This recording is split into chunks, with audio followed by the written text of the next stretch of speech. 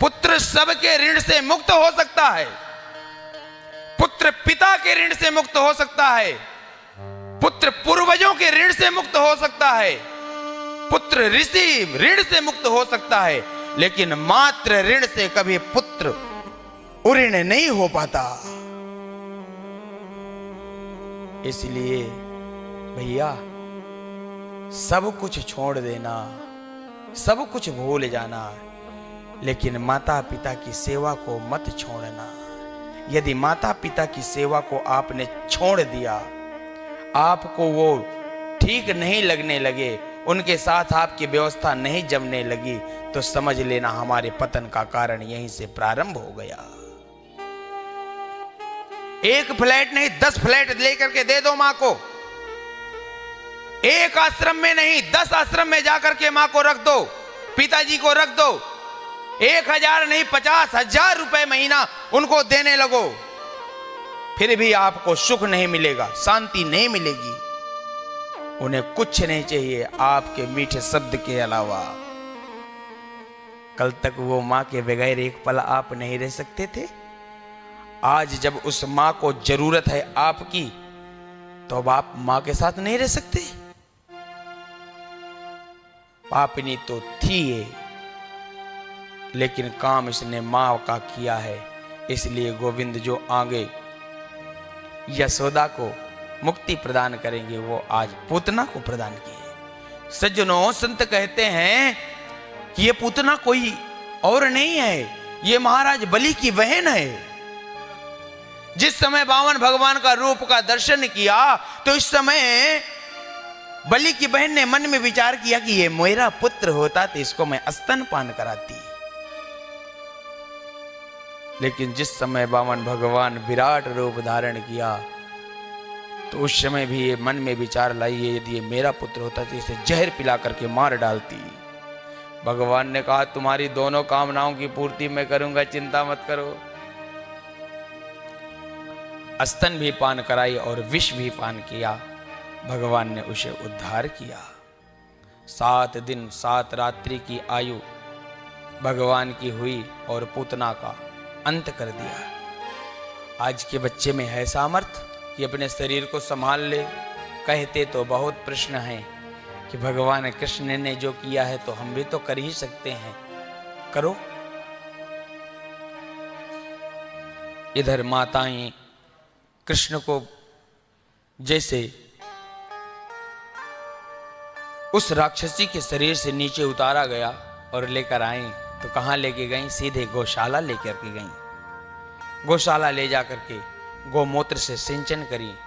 और ये बात ध्यान में रख लो, छोटे बच्चे को यदि नजर लग गई हो, नजर ठीक ना होती हो, गौशाला ले जाओ और गो पूछ से झाड़ा लगा दो। कोई मंत्र तंत्र पढ़ने की आवश्यकता नहीं है। यदि बन सके तो एक हनुमान चालीसा के पाठ से झाड़ा लगा दो, जीवन पर्यंत की नजर नष्ट हो जाएगी, नजर नहीं लग सकती। गौशाला लेकर के गई और गौशाला लेकर के नजर झारती हैं माताएं। माताओं का एक अलग से पुराण है ना, बुढ़िया पुराण, और उस पुराण से एक मंत्र निकाली। कौन सा मंत्र? इंद्राणी ऋषिकेशा। इंद्रियों के रक्षा ऋषिकेश भगवान करें। जिनको झाड़ा दे रहे हैं उन्हीं के नाम से झाड़ा लगाए जा रहे हैं। ये पता नहीं कि ऋषिकेश भगवान तो यही है। इंद्राणी ऋषिकेशा नारायण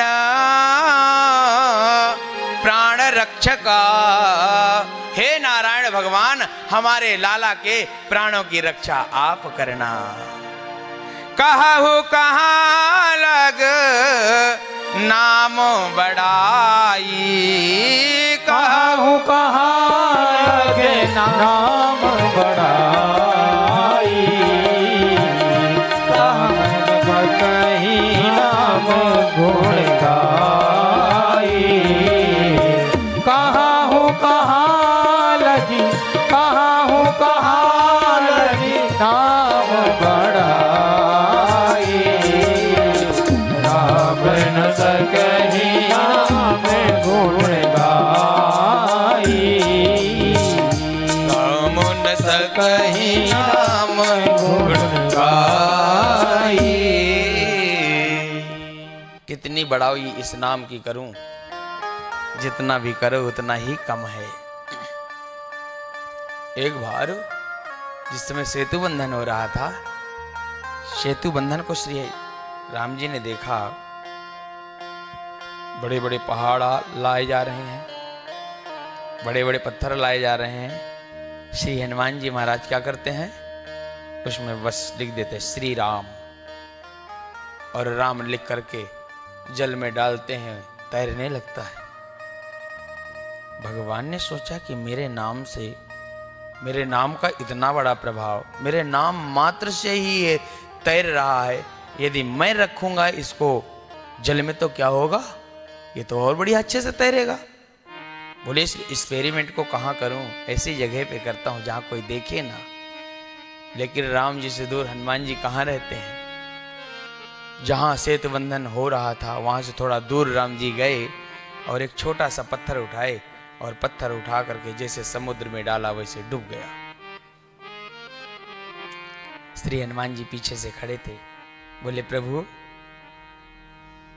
जिसको आपके नाम का सहारा मिल जाए वो तो तैर ही जाएगा, आपकी शरणागति मिल जाए तो तैर ही जाएगा वो, और ये जिसे आप छोड़ दोगे तो तैरेगा कि डूबेगा, वो तो डूबेगा ही। सज्जनों, भगवत नाम का सहारा यदि हमारे जीवन में है, इस कली रूपी समुद्र से हम पार ही हो जाएंगे। यदि इसका सहारा नहीं है, अहंकार के साये पे जी रहे हैं, तो डूबना ही है। इधर नंद बाबा आए,